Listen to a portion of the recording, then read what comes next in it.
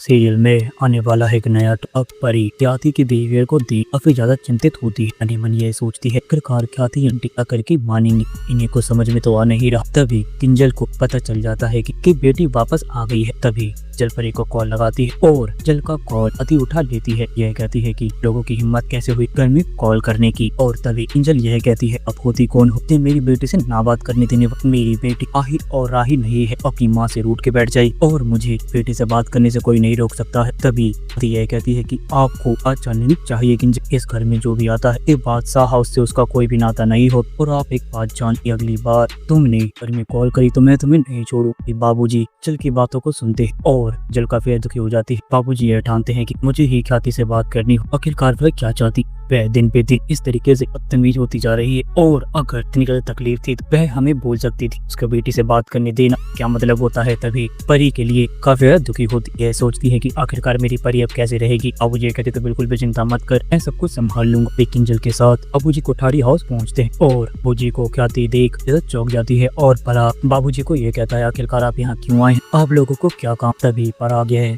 कहता है और बाबूजी पराग को यह कहते हैं पराग आखिरकार लोगों को हमसे प्रॉब्लम क्या है। ख्याति जल को उसकी बेटे से बात करने क्यों नहीं देना चाहती। वहाँ मीता भी आ जाती है और यह कहती जल ने कब को कॉल किया। तभी परी के लिए तब बोलती है और इनसे सारी बातें मीता को बताने लगती है। मीता पति पे भड़क जाती है और यह कहती कि भाभी को अब ज्यादा ही हो रहा है, आपको इतना ही ज्यादा इन लोगों से प्रॉब्लम। आप अपनी बहू अपने बेटे और दूसरी बहू को समझाइए कि मेरी बहू के बारे में मेरी बहू कुछ भी कर सकती, मेरा राजा भी। ख्याति ये कहती है कि हम इस घर के बड़े और जो हम ये चाहें इस घर में होगा। तभी मीता ये कहती जितना काम तुम इस घर में करता इतना ही मेरे दिल भी करते हैं और ने भी इस घर को संभालने में काफी मदद करी। इस बिजनेस को बढ़ाने को आपको ये नहीं बोलनी चाहिए। भाभी एक बात जान लीजिए, मेरी परी अपनी फैमिली से बात कर सकती है, ना कि वह आपके दबाव में रहे। तभी ये कहती है अब तुम हमारे आगे जवान चलाओगी, चुप रहना चाहिए वरना ऐसा अच्छा नहीं होगा। ये कहती है कि मुझे तुमसे कोई मतलब नहीं पड़ता और तुम एक बात जान लो भाभी, आपके साथ हम दर्दी है कि आपके साथ गलत हो। आपके बेटे ने एक जिंदगी को छोड़ दिया और इन्हें अपने पति दिन में ही खो दिया, पर आपकी बेटी की है उसने नशा किया ही। इस तरीके से आप अनुपमा पे इंजाम लगा चुकी हो, उस तरीके से आपको माही पे भी लगाना चाहिए कि अनुपमा से पहले ही माही को पता था आर्यन नशा करता, पर माही ने किसी को नहीं बता। इसकी अपनी मर्जी थी, तो आप कर रही हो वो गलत है।